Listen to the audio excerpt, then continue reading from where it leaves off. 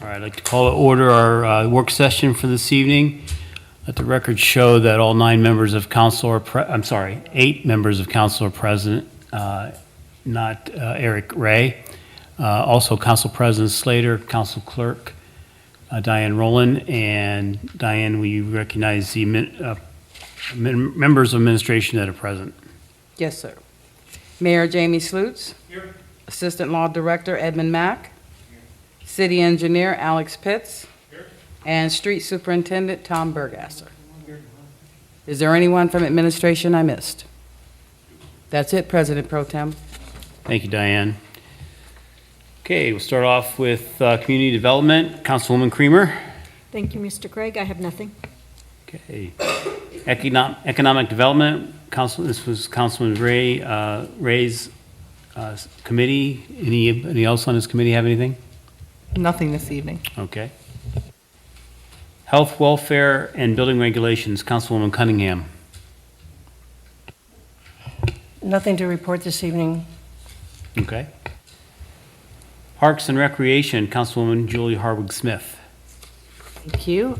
We have one item this evening. It's to please prepare an ordinance to authorize the Director of Public Service and Safety to advertise for and receive sealed bids and enter into a contract with the lowest and best bidder upon the approval of the Board of Control for the Reservoir Park Stream Bank Restoration Project. This will be paid through funding through a $300,000 grant and an additional $52,440 from the parks, pending approval from the Recreation Board. And Steve Pedro's not here, but I guess Alex Pitts, our city engineer, can give us an update on this.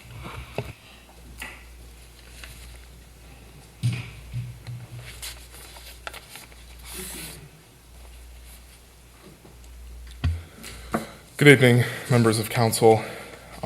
Yes, as the legislation request states, we did receive a grant through the State Capital Improvement Program budget that's being held by ODNR for the $300,000 and the additional $52,440 pending rec board approval would come from parks. So, yeah, this is for the stream bank restoration adjacent to Hankins within Reservoir Park. So. Do you know, are they going to use the old sandstone, or do you know how they're planning on doing the restoration? Do they have any So they're going to lessen plans yet? Yeah, so the idea is to lessen the slope. We do have a set of plans ready to go out for bid. So we're going to lessen the slope, and as a result, the path itself on that northern end is going to have to shift about 16 to 20 feet to the south. There's going to be new plantings, a few trees, a wetland area, sort of. So essentially just making it more erosion friendly, I'll say. So a lot of the problem that's happening right now is that because the embankment is so steep, it's causing erosion on the backside of it where those blocks are. We do have ideas for the additional sandstone blocks that were there when the dam was lowered originally, but that'll come in a later phase. So this is phase 1 that the mayor had presented a while back of the plan for the Reservoir Park. And do you know how far this goes on the stream, like where it starts and stops? I do, but I'd have to point to it on a map. I feel like it would. It's kind of like that where the dam used to be going all the way like down Hankins, that area, Right, correct? yep, like Going the whole way down Hankins, parallel. past 16th, and that down into there too? So as it starts to become parallel with, oh, you're gonna have to help me which street that is. Phillips. As it starts to become parallel with Phillips, that's where the end of the project is, and then right where the Reservoir Drive. Okay, parallel with Reservoir Drive. The start is Phillips, and the end is when it starts to become parallel to Reservoir Drive. So, again, it'd be a lot easier if I could show you on a map, but it's that northern section of the stream bank. So. Okay.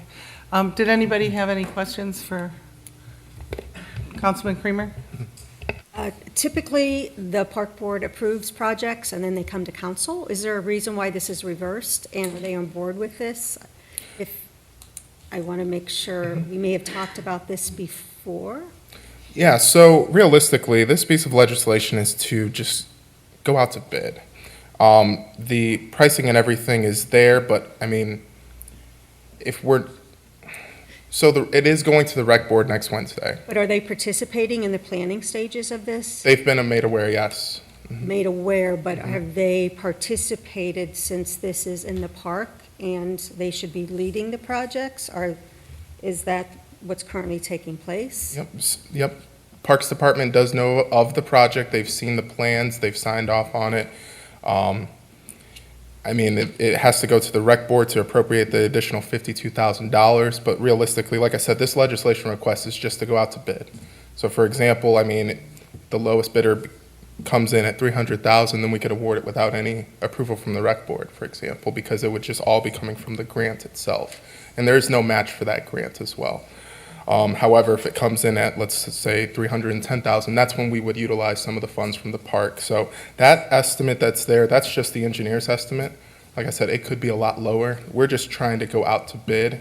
And realistically, once we go to Board of Control, then we'll be able to finalize the monies that we're utilizing to award the contract that way. So we just want to get it started so we can at least attempt to get the project going before the end of this year. So, Excuse me one moment. Let records show that Eric Ray has joined us this evening. We already went to your committee, and Councilwoman Howard Smith said there was nothing. There was not. All right, thank you. Did anyone else have any questions? Councilman Markham? Thank you. Do you know about how many state, federal, or non-governmental organization grants were applied for this project or the project as a whole, all the phases? so it was through the State Capital Improvement Program grant. I know we've done a lot of applications for this project in totality. In general, through like H2O Ohio was one of them. Unfortunately, we didn't receive funding for that. And then even just last year, through Congresswoman Amelia Sykes' office, and that one's for phase 2, but I digress. But for this specifically, this application was it was while I was here, but it was towards the very beginning when I first came on board in 2023. Okay. So it's just the So- one here. The only reason I ask is because in a lot of the other communities I work in, we'll hire grant writers and consultants. For example, one community I work in, we paid a lady about 30 to 40 grand a year to write grants and administer grants, and she came up with about $3 million for infrastructure in about a 1 to 2 year period. In another community we work in, we paid a consultant about $5,000 a month. He came up with about $1 million for demolition and another $1 to $2 million for a construction project for a safety center in that community. Similar situations with other clients that I've worked with in my day job. I was wondering if something like that might be helpful to the engineering department or the city as a whole to maybe potentially go out for these more niche programs that might be out there to direct more money, especially when it comes to the park here. I mean, there's a lot of hidden money out there that goes unclaimed, is what my clients tell me at least. Yeah, I mean, and we can look through various avenues to find those other potential avenues for getting additional monies through that way. I mean, Do you think that would be helpful to have somebody like that on staff for the city? well, we do a lot of the grant writing in-house currently. And I mean, we do pretty decent with it. Granted, I know that H Ohio was a fluke, but I digress. But as far as figuring out where the grants are coming from, I mean, we consult with consultants that tell us of certain grants that let us know, like, hey, it's probably a good idea to apply for this grant, for example. And then there's like organizations like NEFCO, that's a monthly meeting held up in Cuyahoga Falls that I'll attend every now and then, so that goes over a few grants that different organizations are going to be holding, like the EPA, for example, and things like that. So, I mean, to answer your question, I don't know if we need a whole full-time person to do that, but. Oh, usually it's a contract by contract, by project is how we do it in other communities, so I wasn't sure. Yeah, I mean, we can look into it. I mean, I won't throw it out the window, but yeah, Okay. for sure. Councilman Creamer? Do you know when this project is going to be presented to the Park and Rec Board? Next Wednesday. Pardon me, next Wednesday? Next Wednesday, it's going to the board, yep. And is the goal to have this passed by council prior to the Park and Rec Board being presented and have them vote for it? Realistically, whenever you guys want to pass it, I mean, the sooner the better, so that way we can go out to bid. Obviously, we won't go out to bid without the park board's approval first, but, That was the key that I was waiting to hear. So you've answered my question. Thank you. Councilman Packley? Thank you, Mrs. Hartwig-Smith. Mr. Pitts, so you're going to be removing a lot of soil, so you said roughly, what, 16 feet to soften those edges, those stream banks? And we're going to say this is a few hundred yards in the length of the stream bank that's going to get repaired.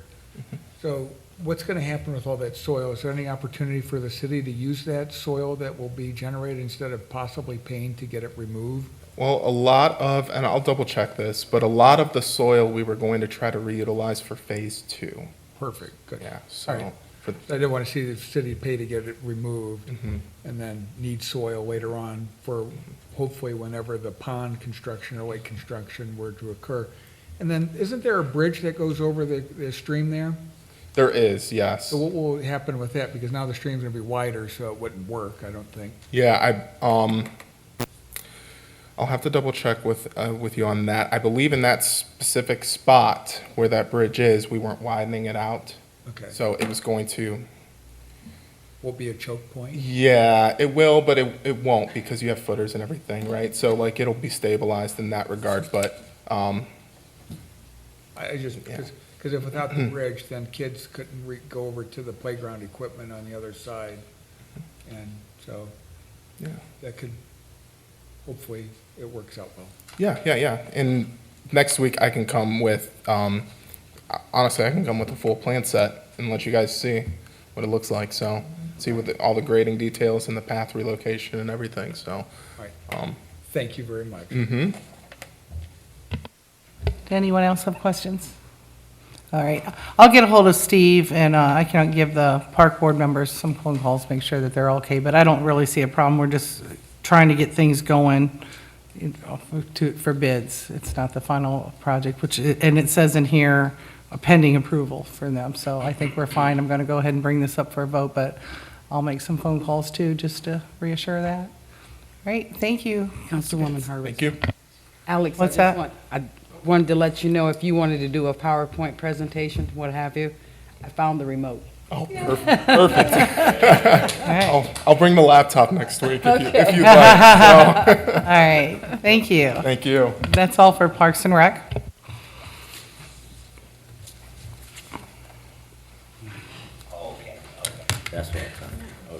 Thank you, Councilwoman Harwig-Smith. Next committee is Police and Fire. Councilman Markham. Nothing to report tonight for police and fire. All right, thank you. Public Utilities and Environmental, Councilwoman Brian Huth. Thank you, President Pro Tem. I have nothing tonight. Okay. Next is Rules, Courts, and Civil Service, which is my committee. We do have one item, new item for this evening. Please prepare legislation to approve the current 2025 replacement pages to the Massillon codified ordinances. This is marked with emergency consideration to have replacement pages approved for the earliest publication and distribution to the officials and residents of the municipality so as to facilitate administration, daily operation, and avoid practical and legal entanglements, including conflict with general state law. This is something we do each year. Do we do it once a year? Yeah, but we were late this year because of all the holdups on the engineering for the erosion program and the stormwater sewer Okay. fees and all that. So it's kind of late this year. Late, but we do this annually. Right. Any questions, concerns, discussion? Okay, seeing none, I will sign this and put it on the agenda for Monday. Next, Streets, Highways, and Traffic and Safety, Councilman Packley. Thank you, Pro Tem Greg. Nothing new at this time. All right, thank you. And finally, Finance, Councilman Lewis. Yes, we have two transfers tonight. One is for the police department. They're transferring out of salary, $22,500, out of comp, $22,500, and placing that $45,000 into overtime.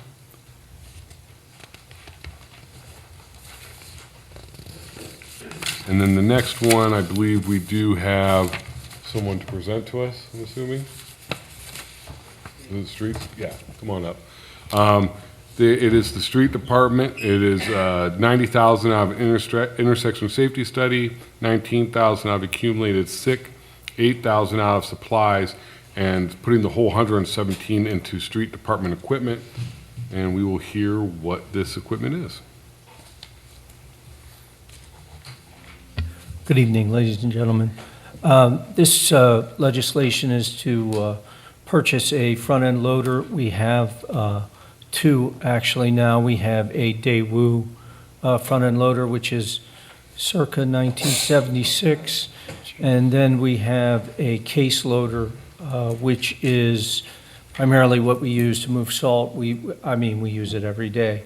It is 94, I believe, and this is presented to us by Southeastern. They have a number of loaders. This is actually one grade above the loader that we have. And what they do is they go around to county fairs and they make loaders available. So it's a demo unit. It comes to us at about $160,000, cheaper than a brand new unit. And so they have 8 of these. And we were looking at the current situation that we have. If our case loader goes out, the Daewoo just is not able to push salt or load salt as effectively. And the other things that we use it for are minimal. Our goal is to potentially sell the Daewoo after we would be able to purchase this one and have a redundant backup. The loader that we have now has a clam bucket, and so it allows us to grab things. This loader does not currently, so we would restrict its use exclusively to pushing salt, loading salt, and everything, and that's currently until next year, the year after. We might be able to afford a clam bucket as well. So we're kind of excited about the possibility, and we're hoping that you'll consider it for us. Thank you.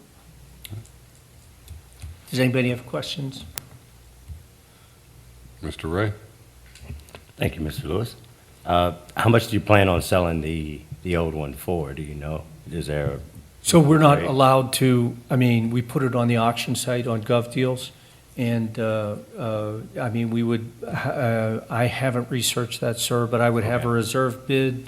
But we're not allowed to dictate what the sales price is. That's the. Minimum bid only, right? Yeah. Okay. Mm-hmm. Do you know where that starts, or you don't? Not all? No, I haven't contemplated that yet. Probably it would be after the first of the year by the time we get through all of this. Okay. So. Thank you. All right, thank you. Thank you. And that is all for finance. All right. With that, I will declare our meeting adjourned. Thank you.